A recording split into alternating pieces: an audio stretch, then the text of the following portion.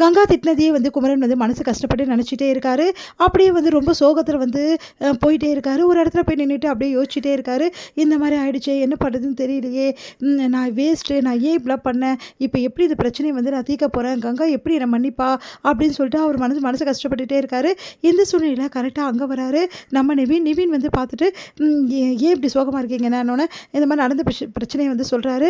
அப்படியா அப்படின்னு சொன்னோம். ஏன் நிவின் நீ ஏன் ஒரு மாதிரி இருக்க, எனக்கு ஒன்றுமே புரியல அப்படின்னு. என்னடா புரியல, எனக்கு நைட்டெல்லாம் தூக்கமே வரமாட்டேங்குது, விஜய் சொன்னதே ஞாபகத்துக்கு வந்துக்கிட்டே இருக்குது, டே அதை தான் நான் மறந்துடுடா, வேறு வேலையை பாருலாம், ஊர் பக்கமாவது போன்னு சொன்னேன்ல அப்படின்னோடனே, அதெல்லாம் மறக்க முடியாதுண்ணே, எனக்கு ஒரு விஷயத்தை மட்டும் கரெக்டாக சொல்லு, காவேரி கல்யாணம் அப்போ உனக்கு பண பிரச்சனை தான் வந்துச்சா அப்படின்னோடனே அதிர்ச்சி அடையாரு. உனக்கு எப்படிடா தெரியும், அப்பா பண பிரச்சனை வந்திருக்கு, என்ன பிரச்சனை வந்து சொல்லு அப்படின்னு சொல்லிட்டு கேட்டோன்னே, அது வந்துடா சொல்லுங்கண்ணே, நீங்கள் ஊர்லேருந்து வந்து பணத்தோடு தான் வந்தீங்க அப்படின்னோடனே, ஆமாம் ஊர்லேருந்து பணத்தோடு தான் வந்தோம், ஆனால் அந்த பணம் வந்து என் அக்கௌண்ட்லேருந்து மாயமாகி போச்சு, எப்படி போச்சுன்னே தெரில, நான் அதான் அக்கௌண்ட் நம்பர் யாருக்கோ தெரியாமல் சொல்லிட்டேன், அந்த அக்கௌண்ட் வந்து எல்லா நம்பருமே நான் சொல்லிட்டேன், அதனால் வந்து என் பணம் காணாம போயிடுச்சு, அப்புறம் என்ன பண்ணுறதுனே தெரில, அப்புறம் எப்படி வந்து பண பிரச்சனை தீர்த்தீங்க அப்படின்னா, வேறு என்னடா பண்ணுறது, இந்த பிரச்சனை ஃபுல்லாகவே காவேரி தாண்டா ஏற்றுக்கினா, அவள் தலைமையில் தான் விழுந்தது, அவள் எப்படி ரெடி பண்ணாலே தெரிலடா, வாட்ஸ்அப் மூலமாக எல்லாருக்கும் மூலமாக வந்து கேட்டு பணத்தை ரெடி பண்ணி எடுத்து வந்து குத்துட்டாடா, அது ஒரே நாள் எடுத்து வந்து குத்துட்டா, அதனால தான் வந்து நர்மதாக்கு ஆப்ரேஷனே நடந்ததுடா அப்படின்னு உடனே யோசிக்கிறாரு நவீன்.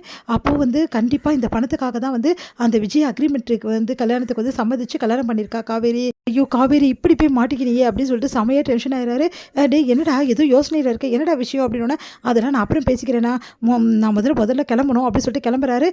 என்ன இவன் எதுவுமே சொல்லாமல் போகிறான் அப்படின்னு சொல்லிட்டு யோசிச்சுட்டு இருக்காரு நம்ம வந்து குமரன். அடுத்து வந்து நிவின் வந்து நேராக பேங்க்குக்கு போகிறாரு. போயிட்டு வந்து பணத்தை எடுத்துக்கிறாரு. பணத்தை எடுத்து ஒரு பேக் ஃபுல்லாக போடுறாரு. போட்டுட்டு நேராக வந்து அந்த பேக் எடுத்துகிட்டு போகிறாரு. நேராக வந்து விஜய் ஆஃபீஸ்க்கு போகிறாரு. விஜய் ஆஃபீஸில் காவேரி என்ன பண்ணுறாங்க, யோசிச்சுட்டே வராங்க. இவரோட ஃப்ளாஷ்பேக்கை எப்படி நம்ம கண்டுபிடிக்கிறது, எப்படியாவது அந்த பொண்ணை கண்டுபிடிச்சே ஆகணும், இல்லைனா வந்து எனக்கு டென்ஷனாக என்னால் தூங்கவே முடியாது, எப்படி கண்டுபிடிக்கலாம், இவர் இங்கே தானே இருக்கார், இப்போ வீட்டுக்கு போயிட்டு அவர் ரூமெல்லாம் சர்ச் பண்ணலாம், அப்போ கண்டிப்பாக ஏதாவது க்ளூ கிடைக்கும், அப்போ கண்டுபிடிச்சிடலாம் அப்படின்னு சொல்லிட்டு கிளம்புறாங்க. கரெக்டாக வந்து காவேரியை பார்த்துடுறாரு. காவேரி வராளே அப்படின்னு சொல்லிட்டு போய் ஒழிஞ்சிக்கிறாரு. ஒழிஞ்சிட்டோன்னே காவேரி வந்து போகிறாங்க. ஏன் காவேரி இப்படி பண்ண நீ அப்படின்னு சொல்லிட்டு காவேரி பார்த்து மனசு கஷ்டப்படுறாரு நிவின். அடுத்து வந்து விஜயை பார்க்கணும் அப்படின்னு சொல்லி சொன்னோன்னே, சார் அங்கே தான் ரூம் இருக்குங்க சார், கேட்லாம் வர வேணாம் இருங்க அப்படின்னு சொல்லிட்டு நேராக போகிறேன். சார் நில்லுங்க சார் அப்படின்னா நேராக விஜய் ரூமுக்கு வந்துடுறாரு நிவின். நிவின் வந்து உங்ககிட்ட கொஞ்சம் பேசணும் அப்படின்றாரு. என்ன சர்ப்ரைஸாக இருக்குது, நீ எப்படி இங்கே அப்படின்றாரு. உங்ககிட்ட கொஞ்சம் பேசணும் அப்படின்னு சொல்லிட்டு எல்லா படத்தையும் டேபிள் மேலே அப்படியே கொட்டுறாரு. இங்கே பாருங்கள் எவ்வளோ பணம் இருக்குது பாருங்கள், நீங்கள் கொடுத்தது அதிகமாகவே இருக்குது, இன்னும் வேணும்னா சொல்லுங்கள், எவ்வளோ வேணால் எடுத்து வந்து கொட்டுறேன், ஆனால் வந்து காவேரி இந்த பணத்துக்காக தானே வந்து மேரேஜ் பண்ணி வச்சுருக்கீங்க, அதனால் உடனே காவேரி என் கூட அனுப்பிச்சிடுங்க தயவு செய்து அப்படின்னு சொல்கிறாரு. உடனே விஜய் வந்து செமையாக டென்ஷன் ஆகிறாரு.